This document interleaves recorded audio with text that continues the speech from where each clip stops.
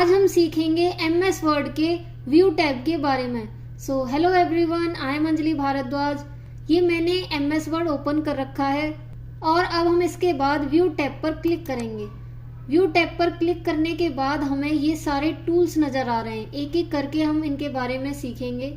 सबसे पहले है हमारा रीड मोड। रीड मोड का यूज हम बेसिकली क्यों करते हैं? अगर हमें कोई डॉक्यूमेंट रीड करना है तो ये सबसे अच्छा ऑप्शन है अपने डॉक्यूमेंट को, अपनी बुक को रीड करने का। इसका यूज हम कैसे करते हैं, देखो ये मैंने कोई भी डॉक्यूमेंट ले रखा है और अगर अब मैं रीड मोड पे क्लिक कर देती हूँ तो देखो क्लिक करने के बाद कुछ ऐसा इंटरफेस शो हो जाएगा। जो हमारा डॉक्यूमेंट है वो हमें एक बुक की तरह शो हो रहा है। इससे हम इजीली अपने डॉक्यूमेंट को रीड कर सकते हैं। ये यहाँ पे एरो है, अगर हमें राइट में स्लाइड करना है तो हम राइट पे क्लिक कर देंगे तो देखो ये हमारा पेज चेंज होता जा रहा है, ठीक है। और अगर हम लेफ्ट में क्लिक करेंगे तो हमारे लेफ्ट वाले पेज हमें शो होते चले जाएंगे, ठीक है। तो रीड मोड मेरे हिसाब से बहुत अच्छा ऑप्शन है अगर हमें कोई भी डॉक्यूमेंट अच्छी तरह से रीड करना है। अगर अब हमें बैक जाना है तो हम कैसे करेंगे? हमारे कीबोर्ड में एक ESC नाम का बटन होता है, अगर हम उसे प्रेस कर देंगे तो हम फिर से बैक अपने डॉक्यूमेंट पे पहुंच जाएंगे, ठीक है। अब इसके बाद क्या है, प्रिंट लेआउट। देखो डिफॉल्टली हमारा जो प्रिंट लेआउट ऑप्शन है वो अपने आप सेलेक्ट हुआ पड़ा है, क्योंकि जो फिलहाल हमारा ये शो हो रहा है डॉक्यूमेंट वो हमारी प्रिंट फॉर्म में शो हो रहा है। इसके बाद है हमारा वेब लेआउट टैब। अगर हम इस पे क्लिक करते हैं तो देखो हमारा जो डॉक्यूमेंट है कुछ ऐसा शो हो रहा है। ये आपको किसकी तरह शो होगा?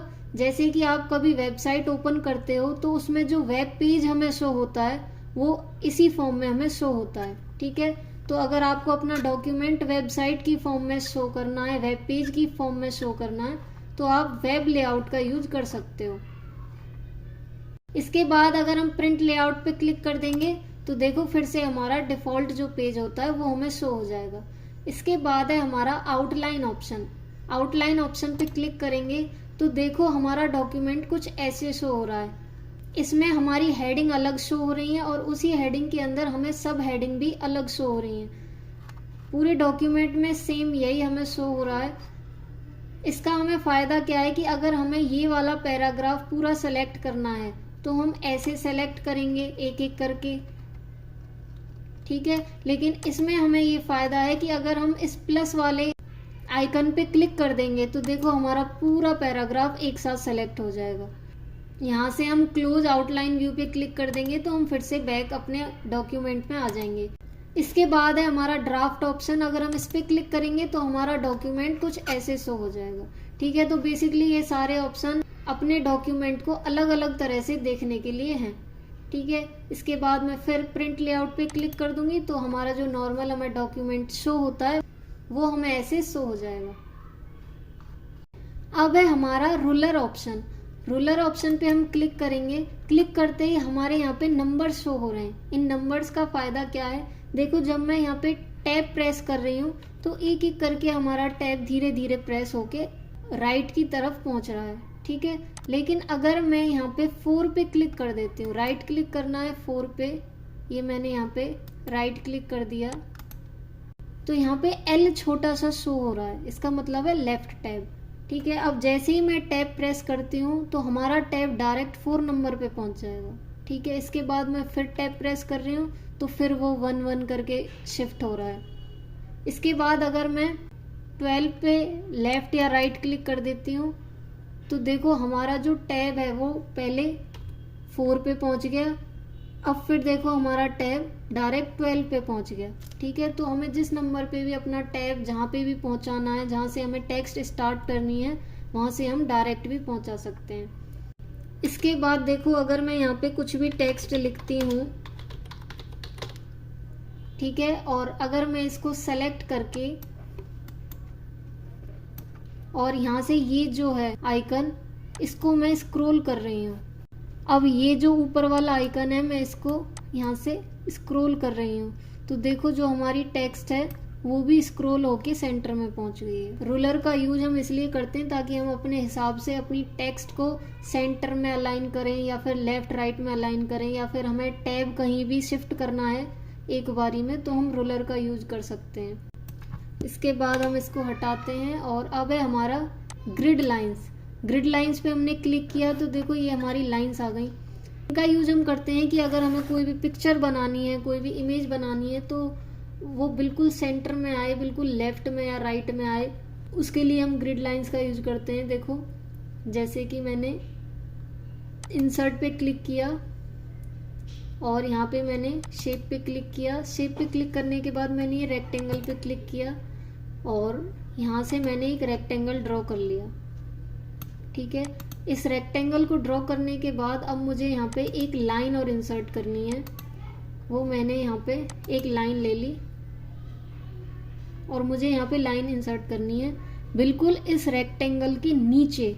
यहाँ से अगर रेक्टेंगल स्टार्ट हो रहा है तो मुझे जस्ट यहीं से वो वाली लाइन स्टार्ट करनी है। तो देखो ग्रिड लाइंस का जो हम यूज कर रहे हैं उसका फायदा ये है कि हम एग्जैक्ट यहाँ पे देख सकते हैं कि हमारा पॉइंट यहाँ पे है और हमें वो लाइन बिल्कुल यहाँ से ड्रॉ करनी है।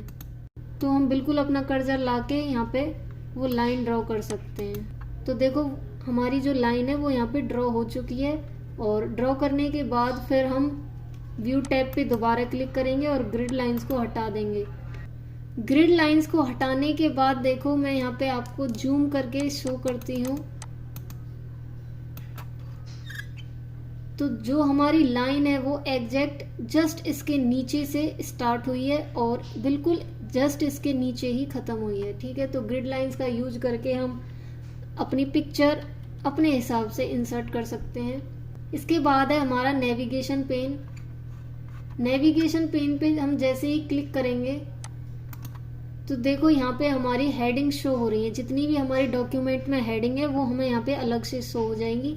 जो भी हमें हेडिंग सर्च करनी है वो हम यहाँ पे सर्च करके देख सकते हैं। इसके बाद है हमारा पेजेस। अगर हम पेजेस पे क्लिक करेंगे तो देखो हमारे डॉक्यूमेंट के सारे पेज हमें यहाँ पे शो हो रहे हैं। अगर हमें कोई भी पेज चाहिए तो हम उसी पेज पर क्लिक करके डायरेक्ट उस पेज पर पहुंच सकते हैं। ठीक है, जैसे मैंने 4 पे क्लिक कर दिया तो हमारा 4th पेज ओपन हो चुका है। ठीक है, तो नेविगेशन पेन का यूज हम इसलिए करते हैं। इसके बाद है हमारा जूम ऑप्शन। जूम ऑप्शन पे हम क्लिक करेंगे तो इसमें बहुत सारे ऑप्शंस आ रहे हैं कि आपको जूम किस हिसाब से करना है। 75% पे, 100% पे, 200%, page with, text with, whole page, किस हिसाब से आपको अपना डॉक्यूमेंट जूम करना है। तो देखो मैं यहाँ 200% पे क्लिक कर देती हूँ और इसके बाद मैं ओके कर दूंगी तो हमारा डॉक्यूमेंट कितना जूम हो चुका है। इसके बाद है हमारा 100%। अगर मैं इस पे क्लिक कर दूंगी तो हमारा जो डॉक्यूमेंट है जो डिफॉल्टली हमें शो होता है उस हिसाब से हमें शो होगा। ये हमारा फिलहाल 100% जूम है। परफेक्टली हमारा जूम इतना ही होना चाहिए। हमारी विंडो में जो ये पेज है वो पूरा शो नहीं हो रहा है। देखो हमें आधा आधा करके अपना एक पेज ही देखना पड़ रहा है। तो अगर हमें अपना एक पेज ही अगर अपनी विंडो में एक बारी में देखना है तो हम 1 पेज पे क्लिक कर देंगे। तो देखो हमारा जो इंटायर पेज है वो हमें एक बार में शो हो रहा है। इसके बाद है मल्टीपल पेजेस ऑप्शन। अगर हम इस पे क्लिक करेंगे तो देखो हमें एक साथ 3 पेज दिखाई दे रहे हैं। ठीक है, 1 2 3। इसके नीचे अगर हम स्क्रॉल करते हैं तो हमें बाकी के पेज भी 3 कॉलम्स में शो हो रहे हैं। ठीक है, तो मल्टीपल पेजेस का यूज हम ऐसे करते हैं। अब है हमारा पेज विड्थ। अगर हम इस पे क्लिक करते हैं तो देखो जो हमारा डॉक्यूमेंट है वो हमारी विंडो में इजीली कितनी विड्थ तक शो हो सकता है हमें उस हिसाब से ये ऑटोमेटिक ही उस डॉक्यूमेंट को जूम कर देगा। ठीक है, तो हमारी विंडो में जो हमें इजी हो देखने के लिए उस हिसाब से इसने हमें ये जूम करके दिया है। ठीक है, अब हम अपने डॉक्यूमेंट को बहुत इजीली रीड कर सकते हैं। अब है हमारा न्यू विंडो ऑप्शन। अगर हमें इस डॉक्यूमेंट की एक और विंडो ओपन करनी है तो हम न्यू विंडो पे क्लिक करके एक और विंडो ओपन कर सकते हैं। ठीक है, ये हमारी एक और विंडो ओपन हो चुकी है। यहाँ से भी आप देख सकते हो पहले एक विंडो ओपन थी, अब यहाँ पे ये दूसरी वाली भी ओपन हो चुकी है। ठीक है, तो अगर हमें एक साथ बहुत सारे काम करने हैं तो हम अलग अलग विंडो ओपन कर सकते हैं। इसके बाद है हमारा अरेंज ऑल ऑप्शन। अगर हम इस पे क्लिक कर देंगे तो देखो जो हमारी 2 विंडो ओपन हुई थी वो हमें यहाँ पे एक साथ शो हो रही है। ठीक है, एक विंडो ये है, एक ये अलग ओपन हो चुकी है। ठीक है, तो अगर आपको वो दोनों एक साथ देखनी है, एक साथ आपको उसमें एडिटिंग करनी है तो आप एक साथ उन दोनों विंडोज को ओपन करके एडिटिंग कर सकते हो। अगर आपको कोई सी विंडो क्लोज करनी है तो आप यहाँ से वो वाली विंडो क्लोज भी कर सकते हो। ठीक है, जैसे मैंने यहाँ पे ये वाली क्लोज कर दी। इसके बाद है स्प्लिट ऑप्शन। स्प्लिट ऑप्शन का यूज होता है जैसे मुझे यहाँ से ये वाला डिसीजन जो वर्ड है, यहाँ से हमें ये डॉक्यूमेंट स्प्लिट करना है, तो मैं यहाँ पे स्प्लिट पे क्लिक कर दूंगी। ठीक है, तो ये हमारा डॉक्यूमेंट यहाँ से स्प्लिट हो चुका है। स्प्लिट करने का फ़ायदा क्या होता है कि अगर आपको ऊपर से कोई लाइन लेनी है या देखनी है, या फिर आपको उसे रीड करते करते कुछ और एडिट करना है, कुछ और लिखना है, तो आप यहाँ से स्प्लिट करके ऊपर से देख सकते हो और नीचे से आपको जो भी इम्प्लीमेंट करना है वो आप यहाँ से टाइप करके कर सकते हो। ठीक है, तो स्प्लिट का ये बहुत अच्छा फ़ायदा है। होप आपको ये वीडियो अच्छी लगी होगी। अगर आपको इस वीडियो में कुछ भी यूजफुल लगा हो तो इस चैनल को प्लीज़ सब्सक्राइब कर देना। And thank you so much guys for watching this video.